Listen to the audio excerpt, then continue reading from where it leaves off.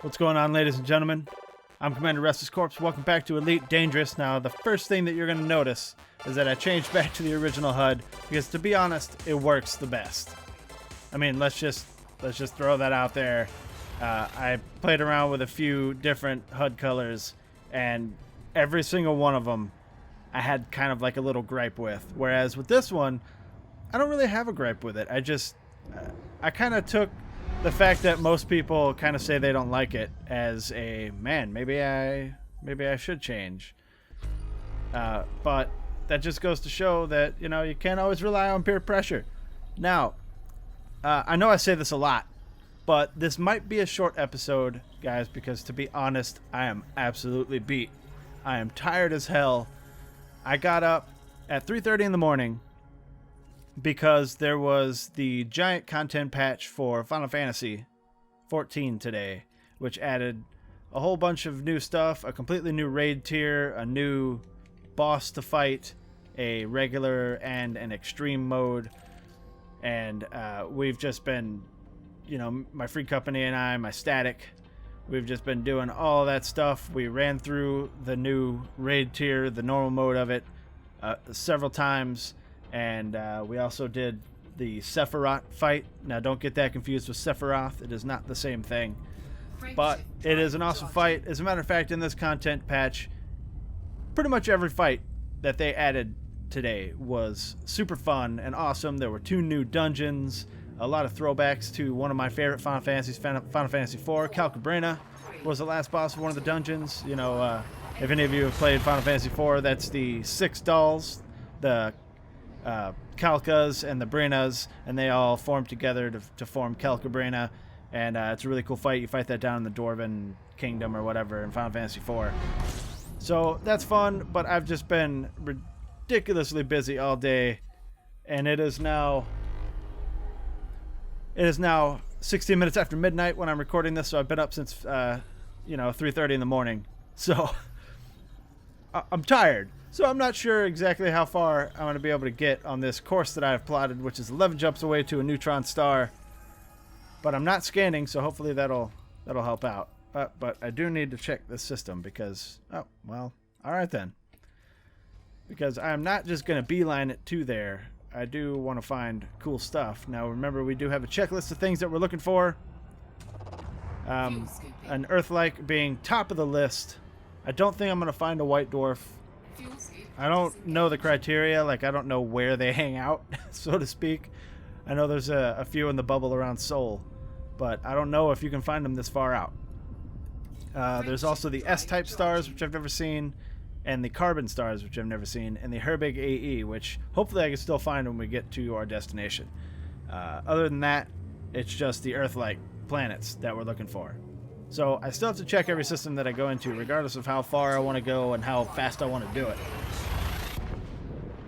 But, yeah, I mean, that's what's going on with me, guys. I'm trying to record not only the CQC video, which I always record before I do this, even though it goes up way later in the day.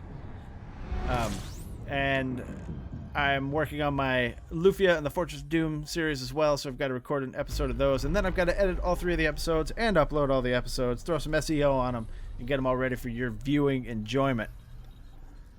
So I've got a lot on my plate, and the worst part about it is I thought that I didn't have to work tomorrow.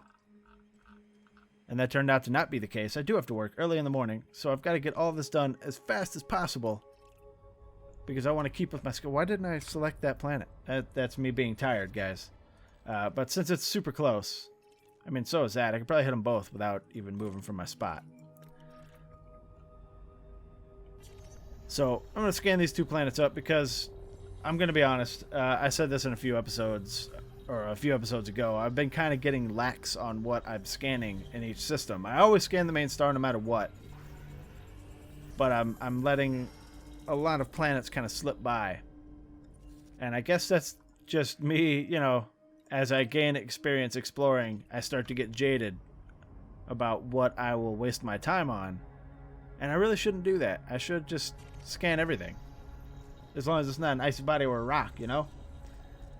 But whatever. We're going to get this guy scanned up and move on. We still have 10 jumps, which is crazy. And unless all these star systems are like this one, I don't think that I'm going to get to it before I'm done talking to you guys. But I want to say that the subscribers are still flowing in.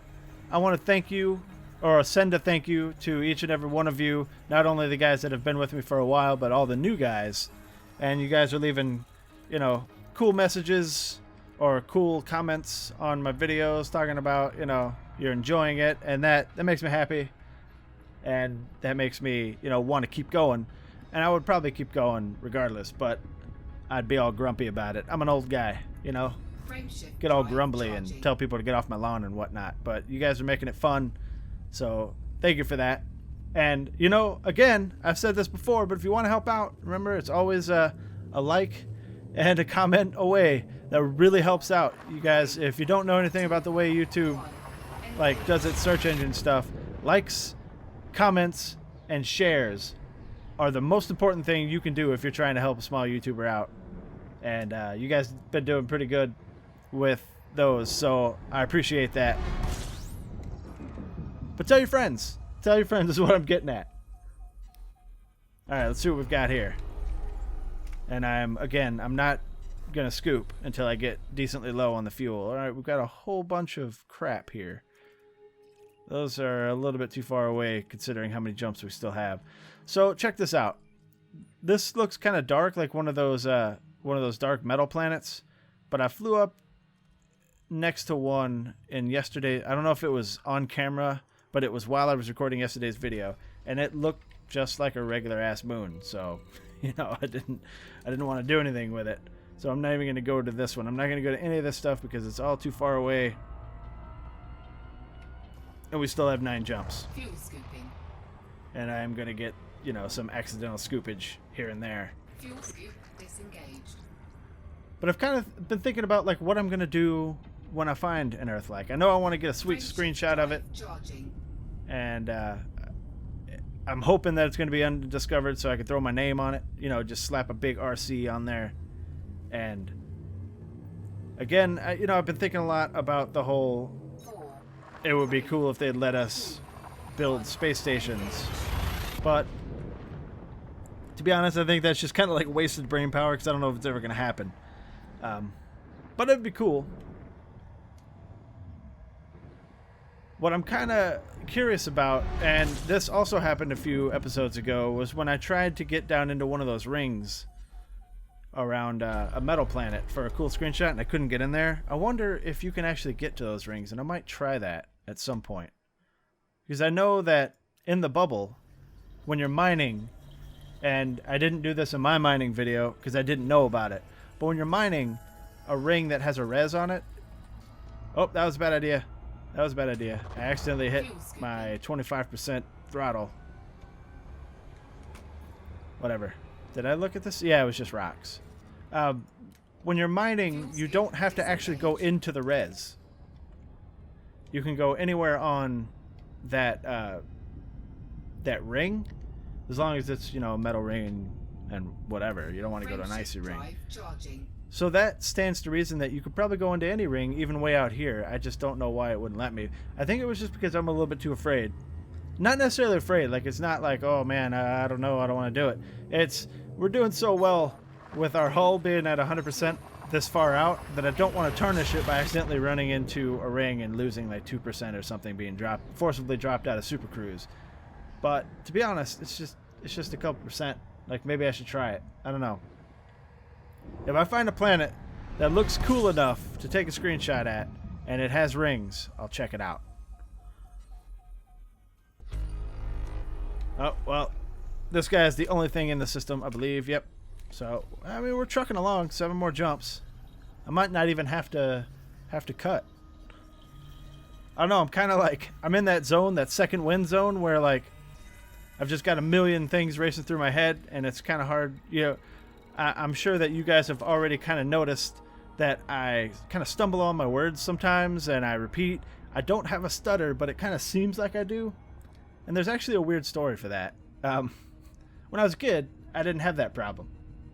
As a matter of fact, I talked way too fast, and it was kind of weird. But when I was 16, I got my tongue pierced. And nothing went wrong with the tongue piercing or anything like that.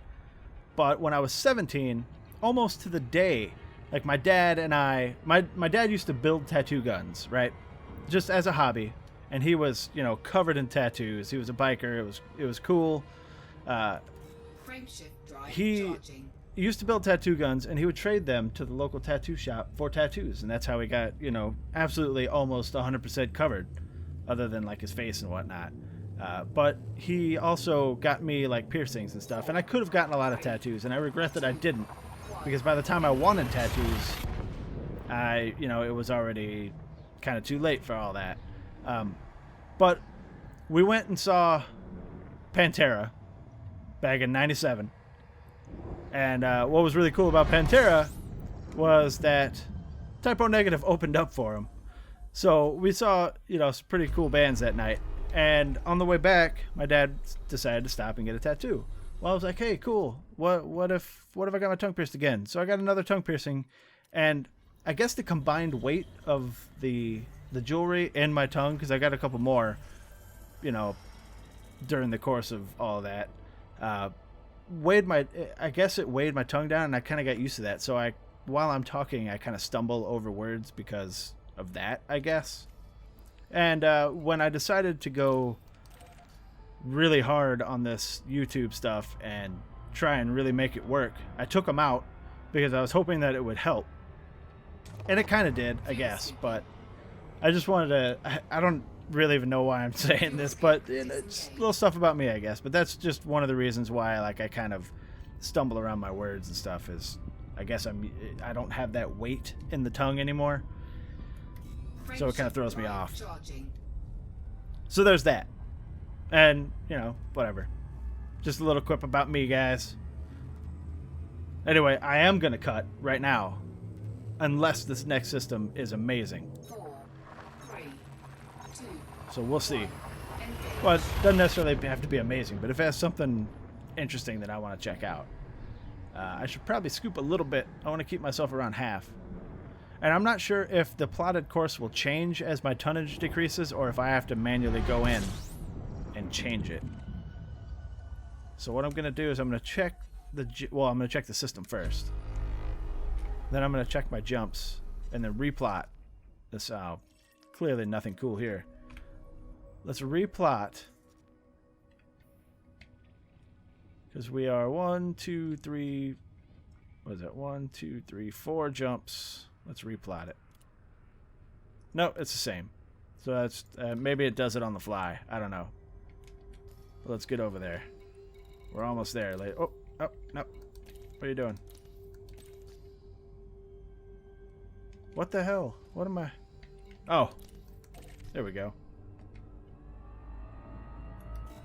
And I guess I can just frame shift where I am. All right, cool. It's been a while, to be honest, since I've seen a system with something cool enough to go check out. Except for that Wolf-Rayet Star. I mean, that was cool, even though it didn't turn out to look as cool as I thought it was going to look. It was still a milestone for me, I guess. Because the only other Wolf-Rayet Star I've seen is like 100 light years or so out of the bubble. And I was afraid that I would have to wait until the return trip to find one. But I'm still kind of thinking that I might have to wait for the return trip to find a white dwarf. I don't know if you guys know of any areas this far out, or even further out, or near the core or something that has white dwarfs. Let me know, because I want to go check one out. I mean, I'm sure they'll just look like one of the white Fs or something, but smaller maybe. Who knows? But once again, this is another system that is boring as hell.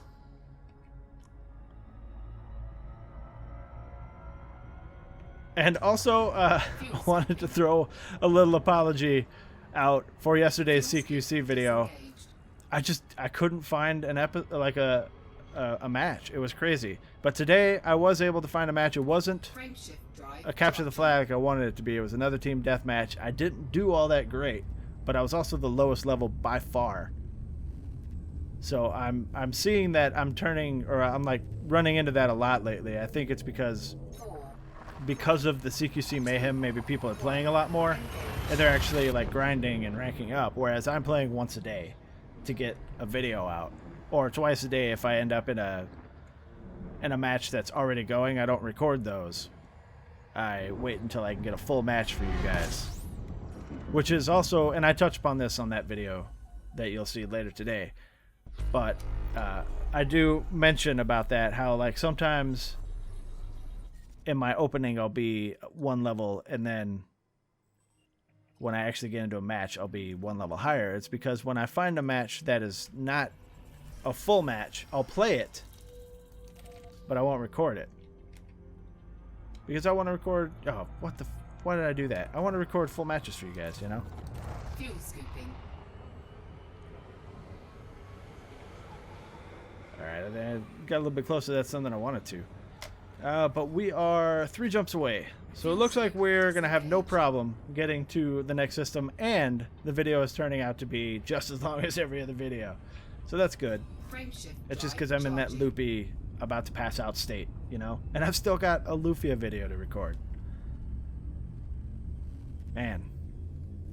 Sometimes 3 videos a day is a little crazy. Although, I guess it's good that the CQC videos are short, because they don't take very long to render, and they don't take very long to edit, and they don't take very long to upload. So that's cool. So it's kind of like 2.5 videos a day. But I'm itching to play more games from when I was a teenager, like Secret of Mana and Final Fantasy VI, Final Fantasy IV. And I have to stop myself from being like, well, I could just do, I could do Secret of Mana and Lufia. And that would be 4 videos a day, and that'd be crazy. Alright, what do we have here? It looks like a water. That's not a water. But I don't know what it is. What are you? You are an ice. So once again, nothing good. And they're too far out for me to want to go check them out. So let's get to the next system. We've only got 2 jumps. Fuel scooping.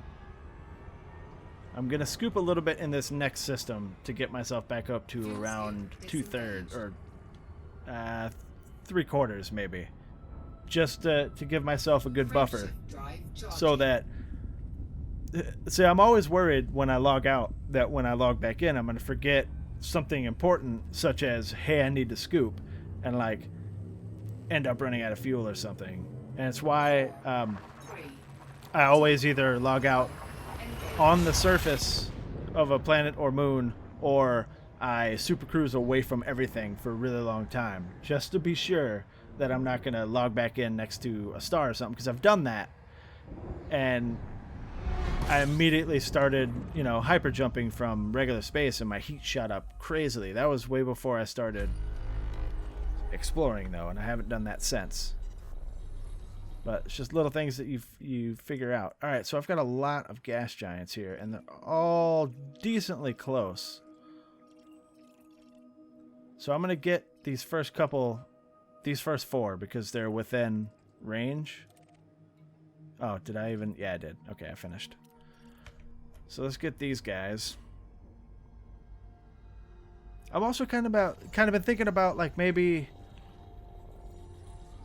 taking a little bit more risks while I'm out here to make the videos a little bit more interesting. But I think that as fun as taking risks would be, and as cool as like that would be, and maybe making the videos a little bit... Oh, we got water-based life. Excellent. Making the videos a little bit more interesting, it would be at the cost of possibly blowing up and ruining everything. Alright, I don't know if these can even be terraformed, so I don't know why I'm checking. And I would assume that you guys don't want my exploration video series to be cut short, because I don't. I'm having a lot of fun. And we still haven't seen the whole point of this.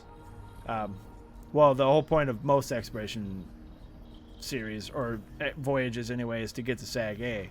But we're going to Sagittarius A, but we're going to go past it, remember. But I think that when we get past it, as I get further and further away from the core, I'm going to do more and more like jumps off camera. Because by the time we get to Sagittarius A, I'm pretty sure we're going to have seen everything. And going further past it won't really like enhance the series a little bit, but I want to do it because I said I was going to do it, and I want to see how far away from home I can actually get, like the maximum distance I can get. I wish there was a way to like jettison some fuel, because I'm afraid that like, see, the further away you get, like toward the outer reaches, the stars start to get farther and farther apart. You know what I'm saying?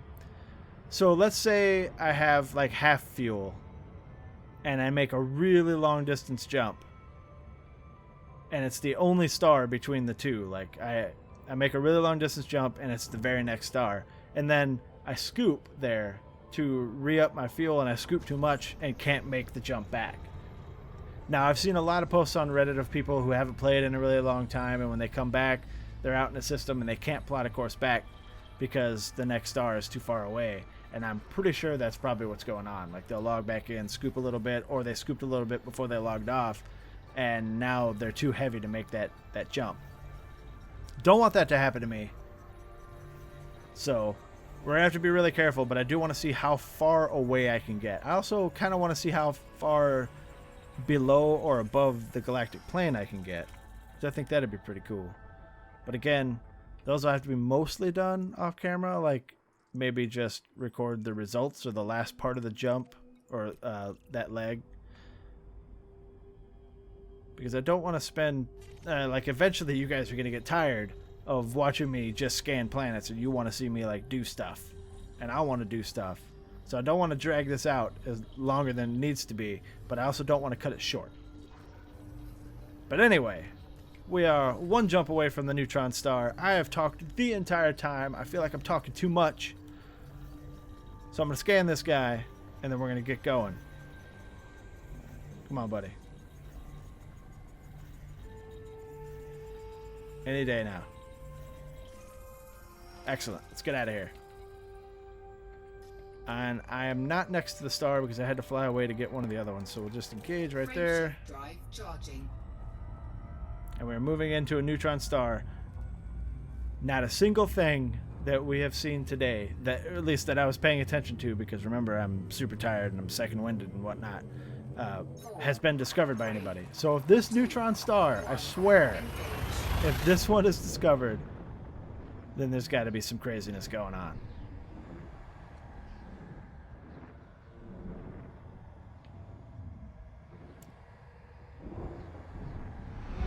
Alright, let's see what we've got.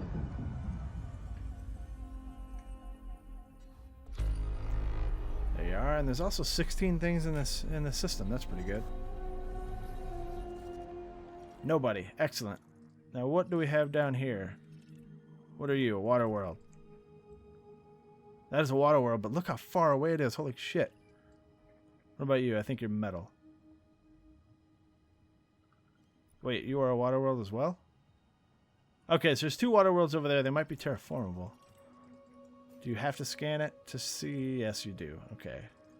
And then we've got some metals here. And metals there. So I'm going to skip all of this crap, and I'm going to go straight for these water worlds. What are you? What are you? It just doesn't have the polar caps, so I think it's just metal. It's a weird noise, though. Nope, there's the metal sound. Alright, so I'm pretty sure that we have this guy scanned. Also, I left myself pointed at it, and that's dangerous. But let's get out here to these guys. This is going to be the first cut of the video, guys, because that is absolutely super far away.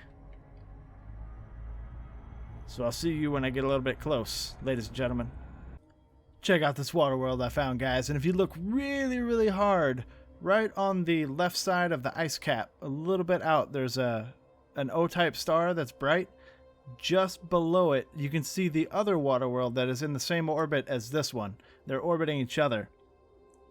They're both terraformable, guys, so I've learned to look for it now, and I can actually find it.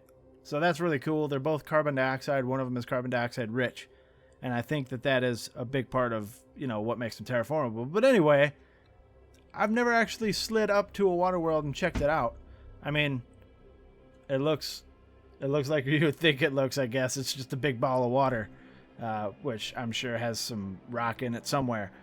But I just wanted to get a screenshot of it because I never have, and it's a cool water world. It's got a cool ice cap.